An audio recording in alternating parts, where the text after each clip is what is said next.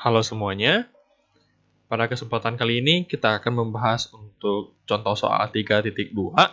Jadi bagi yang masih belum bisa memahami dengan baik, tolong disimak dengan baik ya.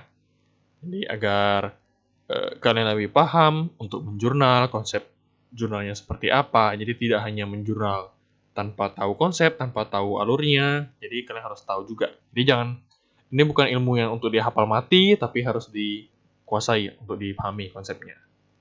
Oke, jadi seperti itu. Nah, karena di contoh 3.1 saya sudah menjelaskan secara rinci sekali untuk contoh soal 3.2 agar durasinya tidak terlalu panjang, maka saya akan lebih persingkat untuk penjelasannya. Jadi tidak saya jelaskan ulang-ulang lagi seperti yang video 3.1 kemarin. Oke, di sini sudah ada soal 3.2. Nah, di sini yang memiliki usaha itu dokter gigi Merlin. Nah, nama perusahaannya kalian mau pakai praktek perawatan gigi dokter Merlin boleh, dokter gigi Merlin juga boleh, nggak masalah. Yang penting nanti ada satu nama, kalian pakai aja. Oke, untuk periode ini Maret 2020. Nah, berikut transaksi yang ada di Maret atau yang terjadi di Maret 2020. Jadi di sini ada 4, 5, 6, 7, 8, 9 transaksi. Sama, kalian diminta untuk membuat jurnal, kemudian posting ke buku besar, dan neraca saldo. Seperti video sebelumnya, saya juga menambahkan di sini sampai dengan ke laporan keuangan. Jadi, kita kerjainnya full, jurnal, buku besar, neraca saldo, sampai laporan keuangan. Jika ada yang heran, ada yang menanyakan, Pak, untuk AJP, kenapa tidak ada? Nah, bukan tidak ada, namun karena kita belum masuk ke materi AJP, jadi saya skip untuk AJP. Jadi asumsinya dari neraca saldo, itu saldonya sudah fix, tidak perlu penyesuaian, langsung lanjut ke laporan keuangan. Namun, pada praktiknya biasanya pasti ada yang namanya jurnal penyesuaian. Gitu. Oke, saya langsung bahas ke Excel-nya, ke pembahasan soalnya. Seperti biasa, kita mulai dari jurnal umum, masukin nama perusahaan atau nama usaha, ini jurnal nama laporan yaitu jurnal umum, dan periodenya 31 Maret 2020. Ini kopnya. Baik, kita langsung masuk ke pembahasan. Ini tahun 2020 bulan Maret, jadi dimunculin. Nah, transaksi pertama tanggal 12. Diterima kas sekian dari dokter gigi Merlin sebagai setoran modal awal. Berarti kas yang bertambah sebelah debit, modal juga bertambah sebelah kredit. Oke, berarti di sini tanggal 12 ada akun kas, ada akun modal. Debitnya berarti 6256, kreditnya 6256. Keterangannya adalah setoran modal awal. Oke, kode akun atau rekening akun, atau ini tulis ref aja juga boleh. Sini berarti 101. Saya pakai 101, kalau kalian mau pakai 111 boleh, nggak masalah. Yang penting dia harus nomor pertama. Merlin 301. Lanjut. Dikeluarkan kas, berarti kas kita berkurang sebelah kredit. 136, ini kas yang berkurang untuk membayar sewa gedung bulan Maret. Perhatikan baik-baik, di sini bayar sewa gedung bulan Maret. Kita sedang ada di transaksi bulan Maret juga. Ini bulan Maret nih. Berarti kalau kamu bayar yang bulan Maret juga, kita akui sebagai beban sewa. Namun, jika kamu bayarnya untuk bulan depan, misalnya untuk bulan April, untuk bulan Mei, berarti kita catatnya apa? Adalah kita catat ke sewa dibayar di muka, atau biaya dibayar di muka. Boleh. Namun, jika kamu bayar untuk bulan yang bersangkutan, kita langsung akui sebagai biaya. Berarti ini beban sewa gedung. Berarti saya masukin tanggalnya, tanggal 15, beban sewa bertambah 136, kemudian kas kita berkurang 136. Beban sewa saya pakai 502, kasnya saya kode akun 101. Saya freeze dulu kopnya, oke. Nama atau keterangan bayar sewa gedung. Oke, saya lanjut tanggal 16, dibeli perlengkapan dibeli secara kredit peralatan praktek. Harganya 5 juta. Dibeli secara kredit berarti kita berhutang untuk membeli apa? Membeli peralatan. Berarti ini saya masukin tanggal, berarti peralatan kita bertambah 5 juta, berarti sebelah debit. Kemudian kita beli secara kredit, berarti kita punya utang Utang usaha 5 juta. Pak, utang usaha apa pakai H jadi hutang atau dimulai dengan U, hutang? Jawabannya terserah. Sama-sama boleh, sama aja. Oke, masuk yang keterangan pembelian peralatan praktek kredit. Peralatan berarti saya pakai 151, utang usaha 201. Mau 211, mau 201, nggak masalah. Yang penting konsisten, dia mulai pertama. Jadi utang usaha itu paling pertama, jadi 201, mulai dari angka 1. Sama halnya dengan beban gaji, mulai dari 501 atau 511. Yang penting ujung paling kanan 1. Kas juga demikian, paling ujung kanan harusnya 1. Oke, tanggal 17 dibeli tunai perlengkapan praktek 183.600. Dibeli tunai berarti kas kita keluar secara tunai dan perlengkapan kita bertambah. Berarti di sini tanggal 17 perlengkapan kita bertambah, kas kita berkurang. Oke, perlengkapan saya pakai 104, kas saya pakai 101. Keterangannya pembelian perlengkapan praktek. Lanjut, tanggal 18 diterima kas, berarti kas kita bertambah. 24.800 dari pasien atas jasa mencabut gigi, berarti pendapatan jasa. Kas bertambah, pendapatan jasa juga bertambah. Oke, tanggal 18, kas saya bertambah, dan pendapatan jasa juga bertambah sebelah kredit. Kas 101, pendapatan 401. Keterangannya adalah terima pendapatan jasa cabut gigi. Beda-beda dikit untuk keterangan, tidak masalah. Lanjut, tanggal 21 diterima kas 455, berarti kas bertambah. Dari pelanggan tetap atas jasa perawatan gigi, berarti pendapatan jasa. Sama. Berarti tanggal sekian, kasnya bertambah, pendapatan jasa juga bertambah. Oke, kode akun 101 sama 401. Terima pendapatan jasa perawatan, kasih dalam kurung. Lanjut, tanggal 23, dikeluarkan kas sekian untuk membayar langganan majalah. Ini adalah langganan untuk majalah untuk kepentingan pribadi. Pribadi berarti private atau private. Berarti private yang bertambah, kemudian dikeluarkan kas, berarti kasnya berkurang. Baik, jadi tanggal sekian. Oke. Oh iya, ini ada sambungannya. Tanggal 23, jadi private bertambah, kasnya berkurang. Nah, Privo berarti 302, kasnya 101. Bayar langganan majalah pribadi, Dokter Gigi Merlin. Oke, lanjut lagi. Tanggal 25, dikeluarkan kas sekian, berarti kas kita berkurang, untuk membayar utang. Bayar utang atau transaksi tanggal 16 Maret. Kita lihat tanggal 16 Maret, itu ada beli peralatan secara kredit. Pas beli peralatan, kita catatnya kemana sih? Oke, peralatan pada utang usaha, berarti timbul utang usaha. Nah, sekarang kita cicil si utang usaha, berarti utang usahanya berkurang. Oke, di sini dikatakan untuk sisa utang diterbitkan wesel dengan jangka waktu sekian dan tanpa bunga. Berarti yang awalnya utang usaha diganti ke utang wesel. Baik, yang ini kita satu-satu di tanggal 25. Utang usaha. Oke, saya munculin dulu 5 juta. Kenapa? Karena untuk 1360 itu dibayarkan secara kas. Sedangkan sisanya dibayarkan dengan wesel. Jadi dialihkan menjadi utang wesel. Oke, saya munculin full dulu. Berarti kas kita berkurang 1360 dan muncul utang wesel 3640. Bedanya apa? Kalau utang usaha itu tidak ada perjanjian tertulis. Kalau utang wesel ada perjanjian tertulis. Kayak saya berjanji nih mau nagih, bukan nagih. Saya akan janji untuk membayarkan utang tersebut, tapi secara tertulis, ditempelkan materai biasanya.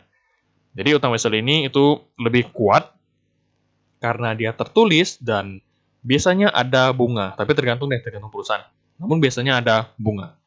Oke, jadi kasnya saya bayarkan 1360 dan sisanya dialihkan sebagai utang wesel. Maka utang usaha saya berkurang sebesar 5 juta. Karena di sini katakan 1360 kan dikeluarkan kas nih. Sedangkan sisanya diterbitkan wesel, berarti sudah dibayarkan dengan wesel. Oke. Berarti diganti nih, berarti sisa utang usahanya berarti sisa berapa? 3640 yang tersisa dari utang usaha dialihkan menjadi utang wesel. Oke, saya masukin keterangan seperti ini. Utang usaha 201, kas 101, utang wesel 202. Dia kelompok kewajiban, namanya juga utang. Lanjut, tanggal 29 dibayar gaji. Dibayar berarti kas kita berkurang, gaji berarti itu beban gaji. Oke, masukin tanggal, berarti beban gaji sekian, berarti kas kita berkurang sekian. Beban gaji 501, kas 101. Masukin keterangan. Oke, di bagian bawah seperti biasa ditotalkan. Kalau sama, ini totalnya udah harus balance. Kalau tidak balance berarti ada yang salah. Kalau balance belum tentu ada yang benar. Cuma kalau balance udahlah, yang penting balance lanjut dulu lah. Kalau salah, ya biasanya kalau kamu salah gimana kamu tahu kamu salah, gitu. Namun alangkah lebih baik, tips dari saya lebih baik setelah pengerjaan kamu cek kembali jurnal yang telah kamu bikin. Jadi biar di cross check lah, Anda cek 2 kali. Oke. Nah, semua akun ini kamu posting ke buku besar. Oke, jadi untuk ini sudah beres untuk jurnalnya.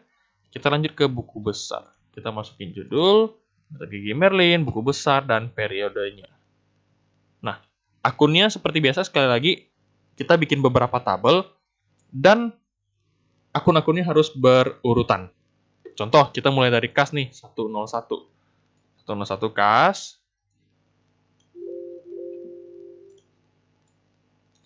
Oke, 101 itu kas.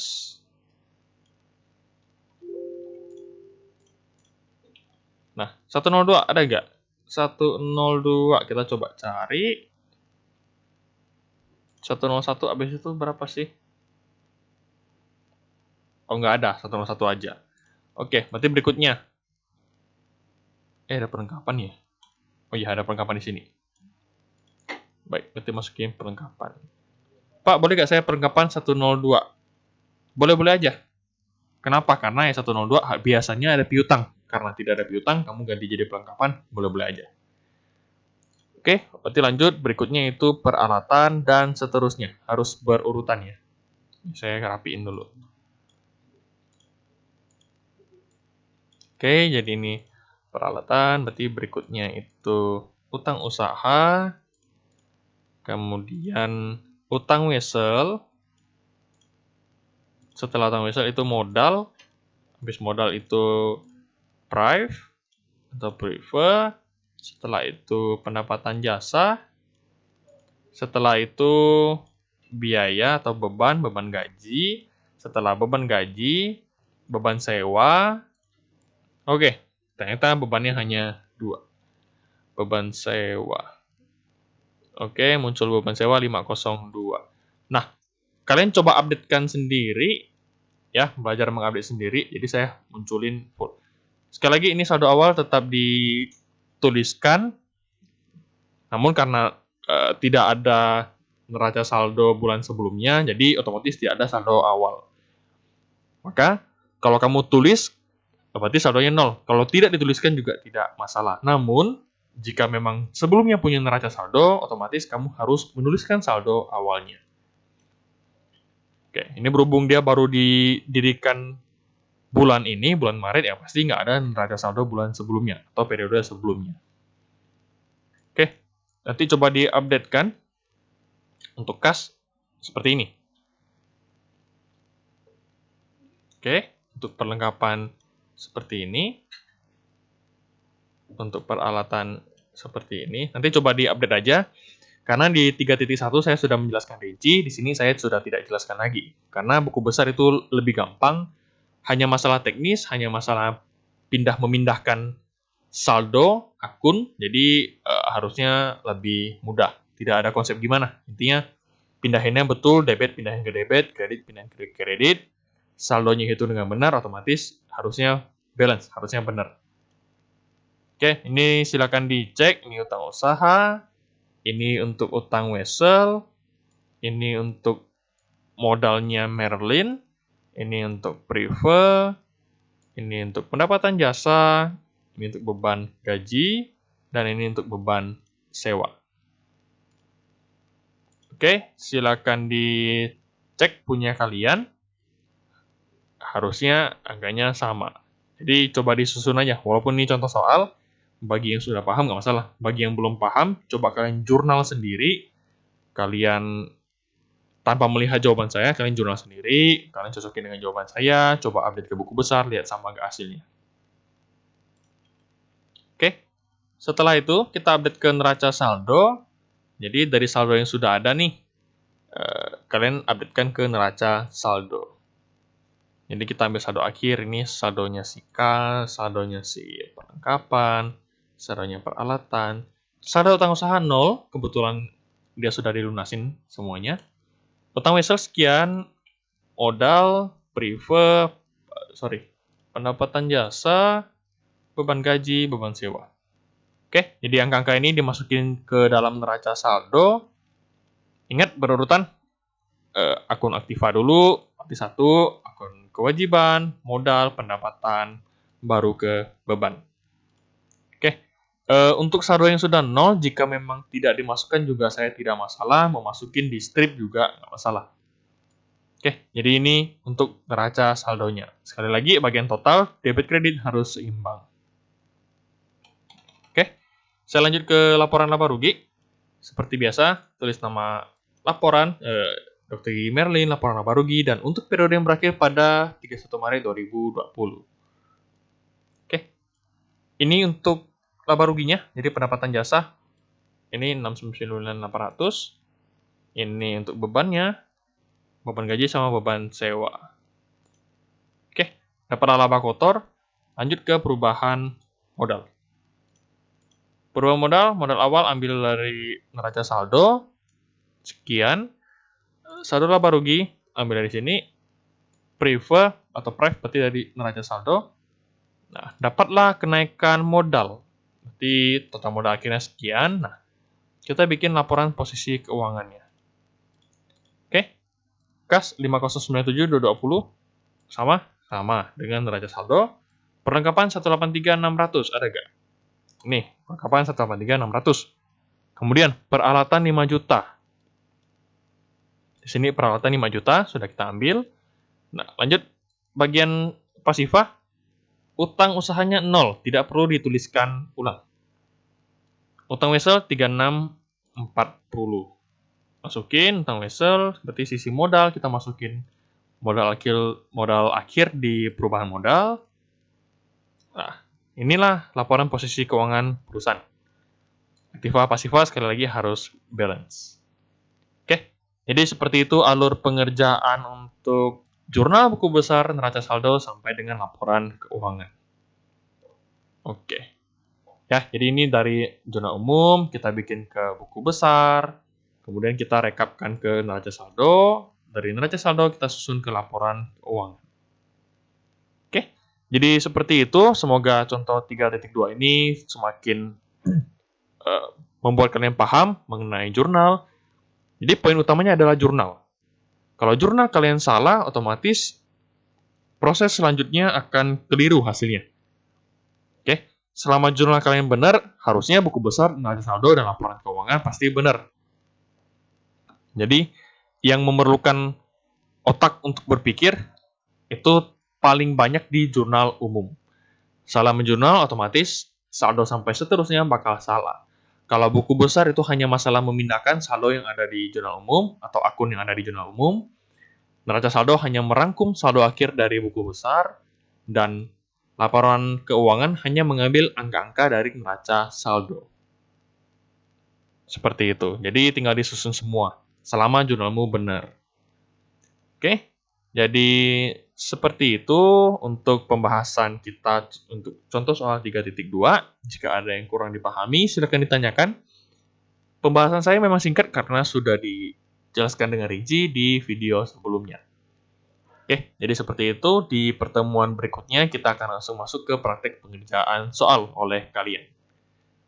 Baik, jadi sekian dari saya mengenai video pembahasan bab yang ketiga untuk contoh soal 3.2. Semoga bisa dipahami dengan baik. Jika ada yang ingin ditanyakan seperti biasa, silakan ditanyakan di grup maupun secara personal. Oke, saya akhiri pertemuan atau video pembahasan kali ini. Semoga videonya dapat diikuti dengan baik. Terima kasih.